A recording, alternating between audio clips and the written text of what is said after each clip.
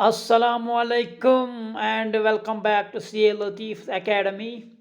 तो आपको पता है लतीफ़ सर की चैनल पे नाम चेंज हुआ है। पहले लतीफ़ कॉमर्स एकेडमी हुआ करता था, अब से इसका नाम है सी ए लतीफ़ एकेडमी। तो ये इम्पॉर्टेंट है, कॉमर्स का नाम यहाँ से हटा दिया गया है क्योंकि यहाँ पे आपको हर एक JKSSB एग्ज़ामिनेशन हो उसके लिए आपको प्रेपरेशन कराई जा रही है। यहाँ पे हम हर एक सेक्शन का सिलेबस कवर कर रहे हैं। तो मैं रफ़ीक बशीर फिजियोग्राफी पे पार्ट 3, और ये पार्ट होगा इसका, शायद इसके बाद एक और पार्ट आएगा, ये पार्ट 3 होगा। तो उसके बाद MCQs, जो अगर कोई पॉइंट रहा है वो मैं MCQs के थ्रू आपको समझाने की कोशिश करूँगा। तो आपको नोट्स चाहिए तो आपको @CA लतीफ़ टेलीग्राम चैनल ज्वाइन करनी है, @CA लतीफ़। तो वहाँ से आपको PDFs मिल जाएंगी।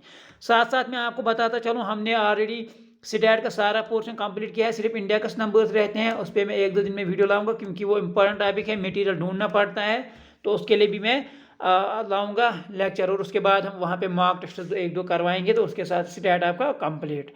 तो पहले हम पढ़ेंगे आज द हिमालयाज जानेंगे, जो फिजियोग्राफिक डिवीजन ऑफ इंडिया में इंपॉर्टेंट पार्ट है। तो चलिए बढ़ेंगे वीडियो की तरफ, बट इस उम्मीद के साथ आप इस वीडियो को बहुत ज़्यादा लाइक करेंगे, शेयर करेंगे, कमेंट करेंगे, और चैनल पे नए हैं तो सब्सक्राइब भी ज़रूर कीजिए। तो चलिए हिमालयाज। तो हिमालयाज नाम तो सबने सुना होगा, बोलते हैं यहाँ हिमालयाज माउंटेन्स एक्चुअली। तो ये माउंटेन्स है।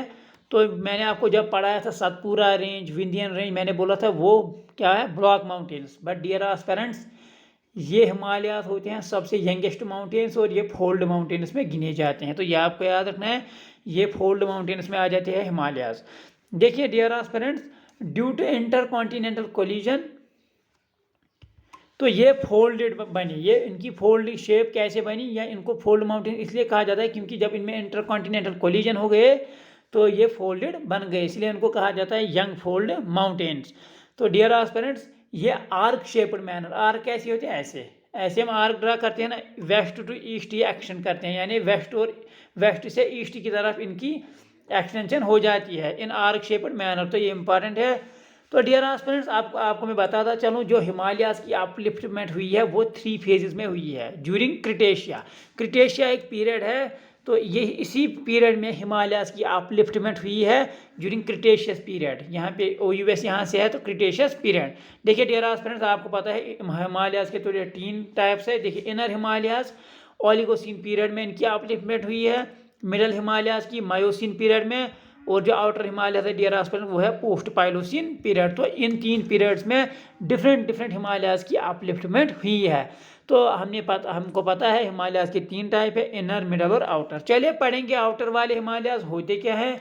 देखिए डियर एस्पिरेंट्स, आउटर हिमालयाज का वैदिक नेम शिवालिक्स है। तो जम्मू माउंटेन्स को जैसे हम शिवालिक्स बोलते हैं, तो आउटर हिमालयाज में वो आ जाते हैं। तो इनका वैदिक नेम शिवालिक्स है, और ये यंगेस्ट माउंटेन्स है और लवेस्ट रेंज ऑफ हिमालयाज है, मतलब इनकी रेंज लवेस्ट में आती है, ये सबसे लास्ट पे आ जाते हैं।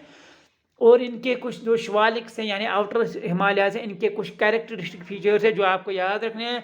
फॉल्ट स्क्रैप्स, एंटीक्लिनिकल क्रेस्ट्स और सिनक्लिनिकल हिल्स। तो ये 3 चीज़ें आपको याद रखनी ज़रूरी है, कभी क्वेश्चन आ सकता है। फॉल्ट स्क्रैप्स किसका फीचर है, क्या आउटर हिमालयाज का है, इनर हिमालयाज का है, या मिडल हिमालयस का है। तो ये आउटर हिमालयस के 3 फीचर्स है, इंपॉर्टेंट है। तो देखिए शिवालिक रेंज कहाँ पे पड़ती है, हमारे जम्मू में। आपने पढ़ा होगा जम्मू हिल्स को हम शिवालिक रेंज बोलते हैं या शिवालिक हिल्स बोलते हैं। देखिए अरुणाचल प्रदेश में डियर एस्पिरेंट्स 4 तरह के माउंटेन हैं जिनको शिवालिक्स के अंडर गिना जाता है, डफला, मिरी, अबार और मीशमी। अब यहाँ जो क्वेश्चन आ सकता है आपको, मीशमी माउंटेन या मीशमी हिमालयस किस वाले स्टेट में लोकेटेड है, तो ये आपको याद रखने, it is located in Arunachal Pradesh. Dafla, Miri, Abor and Mishmi. देखिए Dang range, Dhundhwa range, Churia and Muria ghats of Nepal. देखिए नेपाल का आपको याद रखना नहीं है, बट यहाँ पे लिखा है मैंने, तो आप याद रख सकते हैं। चूरिया और मूरिया घाट्स जो नेपाल में है वो भी अंडर शिवालिक्स आ जाती है, यानी वो आउटर हिमालयाज में आ जाते हैं। देखिए जो शिवालिक माउंटेन्स है और हिमाचल है, हिमाचल तो सबको पता है, ये इनके दरमियान कुछ सेवरल वैलीज है जिनको डुनस बोलते हैं। या आपको याद रखना, डुनस आपको पूछ सकता है examiner, what are duns, these are the valleys between Shivaliks, यानी आउटर जो शिवालिक्स है जो ये आउटर हिमालयाज और हिमाचल यानी मिडल हिमालयाज के दरमियान, ये शिवालिक से और मिडल हिमालयाज के दरमियान जो वैलीज है उनको हम डनस बोलते हैं और ये वेस्टर्न साइड में आ जाती है। इंपॉर्टेंट एग्जाम्पल देहरादून, हरिद्वार आपने सुना होगा, तो ये इंपॉर्टेंट है। देखिए, और ये जो डुनस होते हैं dear aspirant, these valleys have fertile soils as a result these are densely populated. तो पॉपुलेशन वही ज़्यादा होगी जहाँ पे एग्रीकल्चरल प्रोडक्शन ज़्यादा हो, जहाँ पे फैसिलिटीज़ अवेलेबल हो, वाटर अवेलेबिलिटी हो, तो ये सॉइल फर्टाइल होती है, डुनस की सॉइल फर्टाइल होती है, इसीलिए यहाँ पे प्रोडक्शन ऑफ क्रॉप ज़्यादा होती है और पॉपुलेशन भी ज़्यादा है। Lower parts of Shivaliks are called Terai. तो टेराई मैंने आपको पढ़ाया था जब मैंने ग्रेट इंडियन प्लेन पढ़ाया था, तो जो लोअर पार्ट्स होते हैं शिवालिक्स इन्हीं को टेराइज बोलते हैं, यहाँ टेराई बोलते हैं। टेराई क्या है, मैंने तभी आपको बोला था वहाँ पे मार्शी ग्रोथ होती है, डैम्पनेस होती है और फॉरेस्ट कवर ज़्यादा है। और ये फेमस है राइस कल्टीवेशन के लिए। कहाँ पे की जाती है rice cultivation dear aspirants? UP में, यानी उत्तर प्रदेश में राइस कल्टीवेशन की जाती है try reason.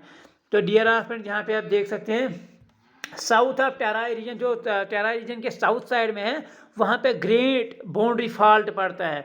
Great boundary fault मैं आपको क्वेश्चन पूछता हूँ, आपको बताना है ये है कहाँ, इसकी लोकेशन और ये क्या मतलब इसकी डिस्टेंस क्या है या ये सेपरेट किनको करता है, ये आपको बताना है। ग्रेट बाउंड्री फॉल्ट ये एक्शन कहाँ से करता है? कश्मीर से आसाम तक। आप देखिए कश्मीर जो नॉर्थ स्टेट सबसे लार्ज मतलब नॉर्थ में आ जाती है एज यूटी, आप तो जे एंड के यूटी है, तो आसाम देखिए नॉर्थ ईस्टर्न स्टेट है ये। तो आप देखिए ग्रेट बाउंड्री फॉल्ट कश्मीर से आसाम तक एक्शन करता है। तो आप अब मुझे ग्रेट बाउंड्री फॉल्ट के बारे में कमेंट सेक्शन में कुछ एडिशनल इन्फॉर्मेशन दे सकते हैं। चलिए बढ़ेंगे आगे। अब आ रहे हैं डियर एस्पिरेंट मिडल हिमालयाज, इनको दूसरा नाम बोलते हैं लेसर हिमालयाज। और या आपको याद रखना है सबसे कॉम्प्लेक्स और रगड माउंटेनियस सिस्टम यही होते हैं। क्वेश्चन आ सकता है कॉम्प्लेक्स और रगड माउंटेनियस सिस्टम कौन से होते हैं? तो ये मिडल हिमालयाज होते हैं। और डियर एस्पिरेंट देखिए वैदिक नेम इन्हीं का हिमाचल है, यानी जो मैंने अभी आपको बोला था जो आउटर हिमालयाज और हिमाचल के दरमियान है उनको बोलते हैं डनस, तो मिडल हिमालयाज को ही हिमाचल बोलते हैं।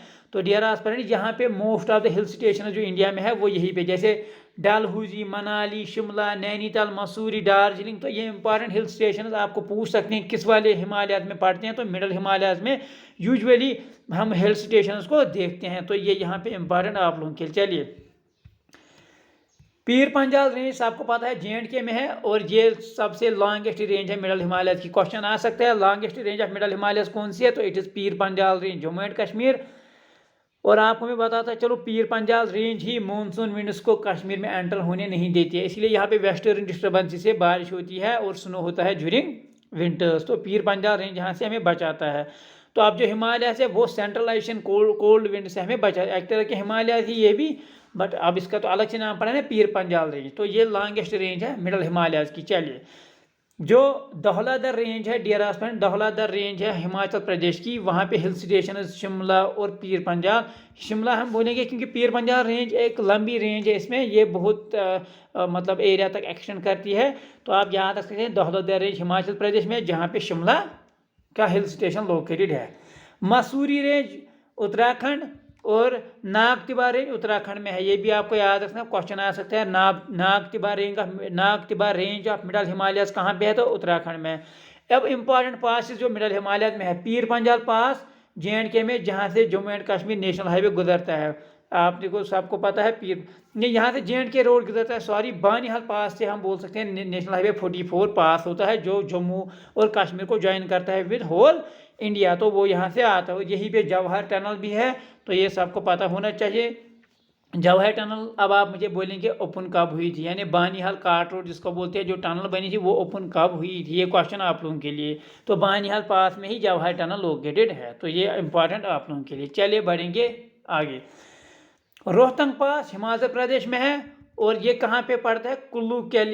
कुल्लू केलांग रोड को ज्वाइन करता है। और आपने रिसेंटली पढ़ा होगा अटल टनल जो बनी है, अटल टनल जो जिसकी लेंथ 9.02 किलोमीटर है, वो यही रोहतंग पास के लोकेटेड है और जो किस हाईवे को ज्वाइन करती है? लेह और मनाली हाईवे को। तो इससे 46 किलोमीटर डिस्टेंस का मतलब कम हो गई है, तो यहाँ से ईजी एक्सेस हो गया मतलब लद्दाख तक पहुंचना, क्योंकि ये लेह और मनाली के दरमियान डायरेक्ट एक्सेस देती है ये टनल। तो अटल टनल रिसेंटली इसका प्राइम मिनिस्टर नरेंद्र मोदी ने इनाग्रेशन की थी, तो ये भी आपके जानने के लायक है, ये इंपॉर्टेंट है आप लोगों के लिए। अब इनर हिमालयास इन्हीं को बोला जाता है ग्रेटर हिमालयास। तो इनको जो ग्रेटर हिमालयास का वैदिक नेम है वो हिमाद्री। हिमाद्री इनका ये है वैदिक नेम। और ये हाईएस्ट माउंटेन रेंज है वर्ल्ड की। हाईएस्ट माउंटेन रेंज है वर्ल्ड की। क्यों है वो बताएंगे, क्योंकि माउंट एवरेस्ट इन्हीं में आता है। यहाँ पे माउंट एवरेस्ट हाईएस्ट रेंज है वर्ल्ड की। कहाँ पे लोकेट है? नेपाल में। तो ये भी मतलब इनर हिमालय हाईएस्ट रेंज है।